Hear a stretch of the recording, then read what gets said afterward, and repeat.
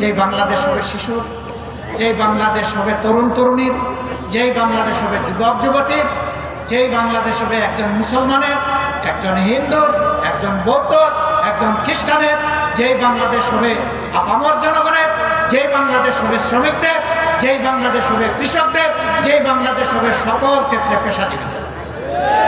আর এমন বাংলাদেশ নিয়ে গর্ব করবে আর বলবে আমি একজন বাংলাদেশী। সেই বৈষম্যহীন বাংলাদেশ আমরা করতে চাই ইনশাআল্লাহ। আপনারা এই বৈষম্যহীন বাংলাদেশ করার জন্য প্রস্তুত?